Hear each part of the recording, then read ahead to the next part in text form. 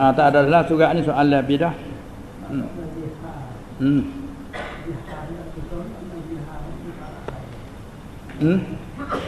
Zihar hak kena bayar kifarat.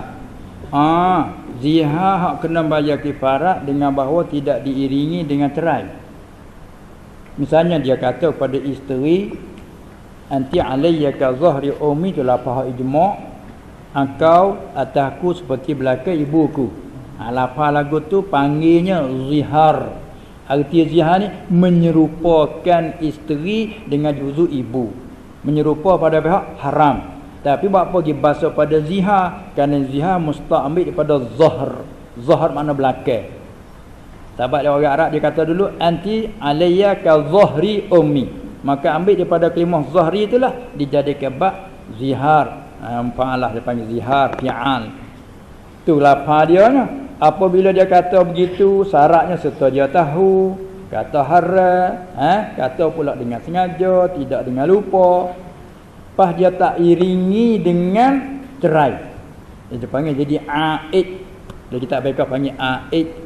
Kalau Quran panggil wallazina yuzahiruna minkum min nisaihim wallazina yuzahiruna min nisaihim thumma ya'uduna lima qalu. Maka daripada situ ulama fiqh kata, apabila mu kata ke isteri engkau di atasku seperti belakang ibuku, kalau iringnya kata aku tolak ke kau, maka zihar tu tak ada kena bayar kifarat. Sebab dia iringi dengan tolak. Kalau dia kata engkau di atasku seperti belakang ibu aku, senyap, tak ada iringan lafaz tolak. Tu kena bayar kifarat. Dia panggil jadi aid.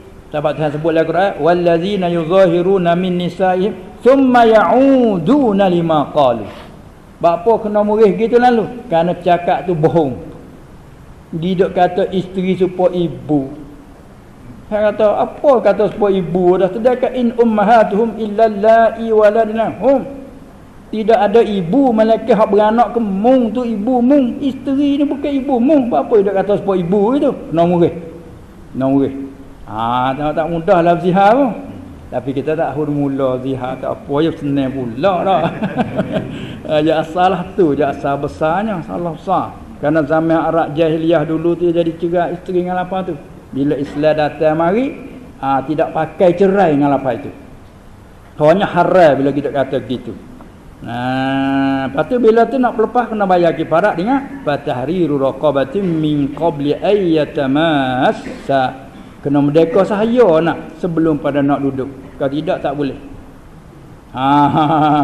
Kalau tak kuasa, kalau tak kuasa dia kata fa illa faman lam yastati fa siyamu. Apa dia faman lam yastati fa it'amu. Bukan. Fasyamu syahrain mutatabi'ain min qabli an yatamassa. Kena puasa 2 bulan berturut-turut. Allah, katalah tu. Tu dia. Tapi kita boleh dengar kerana kita tak tahu ya. Tak tahu kata-kata gitu. Tu syarat dia dah. Tu masalah zihar dia panggil. Apa pada tu saat ni tu ulama khilaf adalah bila khilaf tu setengah kata begitulah tiap-tiap juzuk bagi mahram. Hati-hati khilaf adalah saat ni kita mai hak ittifaq hak ijma' macam tu. Sifat saja tak apa. Dia juzuk.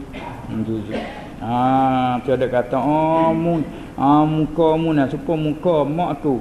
Lepas tu tak ada ya, ulama bicara pula tak ada sebut atasku. Dia ulama nak bicara pula ada khilaf pula. Sebab yang nak jadi haram tu alayya tu besar. Mu ni atasku seperti belakang ibuku. Makna mu haram atasku seperti haram kena roh ibuku. Makna yang ikut tu baik dia kena murih teruk tu. Tu dia. Pendek kata mudah-mudahan kita tu tak tahulah. Dah kadang-kadang duk kerak kuku yang sakit kuku so kita kerak sakit jari ke. Ada tengok lah jarimu tiru-tiru apa jarimu aku. Tu tak hukum no kita tu. Mudah-mudahan tak apalah tu. Lepas tu buat tahu dah jangan. Buat tahu dah jangan. Mana kita nak ingat dah lah. Apa hari ni